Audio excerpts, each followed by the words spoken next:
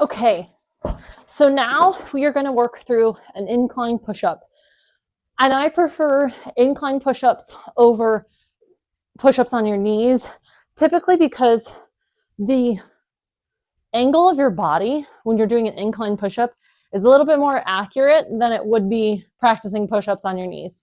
Not saying practicing push-ups on your knees is going to be a bad thing or not helpful for you, especially if that's all that you have available to you for whatever reason. That's okay.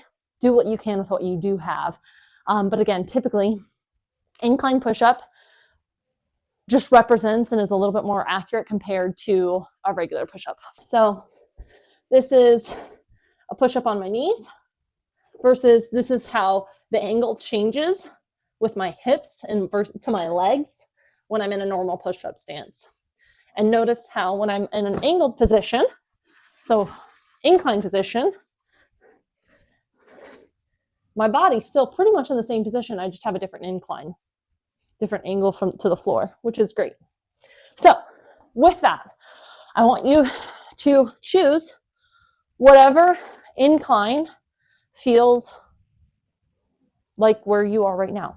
There are some people that their incline is starting against a wall. That's okay. Some people, it's a little bit lower. Maybe it's starting on the side of your bed that's super tall. For other people, maybe it's the chair, and then the bench is a little bit lower. Maybe it's the bench. It's going to be different for everybody. Maybe it's, eventually a sidewalk. There's no right or wrong. It's learning to meet yourself where you're at. So find whatever incline works best for you, and we're going to just perform a normal push-up. So keeping in mind with a push-up, it's very easy, and I used to be super guilty of this. It's very easy to plant our hands super wide and flare our elbows out. So notice how yes, I am sitting on the floor. Notice how my elbows are flaring out like this. We don't really want our elbows going out like this in our push-up. We want the angle to go from pretty much here. We want it to kind of shift down. So again, kind of like what we've discussed with our tricep dips, with our bent over rows, we kind of want those arms and those elbows coming up alongside of our body. It doesn't have to be like close in, because that would be a little bit more focused on your triceps. It can be a little bit of an angle out. We want our hands pretty much underneath our shoulder blades. We can't do that. I guess we could. Under our shoulders. And we're just going to push out. Again, slight. We don't want them too flared. Slightly in. Again, you're probably sitting at that 45-degree angle. So if this is your 90, this is your 45. So we're going to come back. So again, I'll come up here and show you on an incline here. Straight angle. And we're going to come back. Notice how my elbows,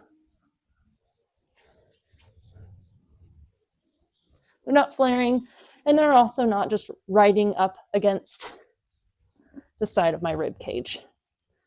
And through here, it's really important to keep a tight core, strong core. It's very easy for what you'll see a lot of times, and I get far enough into a workout, I do it myself too.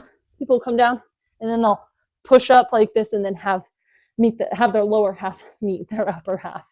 We want our best to try and keep the movement the same. So keep our body at the same angle throughout the entire movement. So again, let's go over that incline push-up again.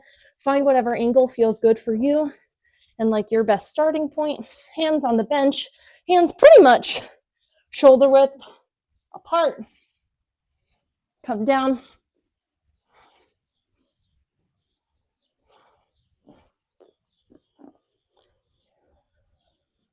Elbows at about 45 degrees away from your body.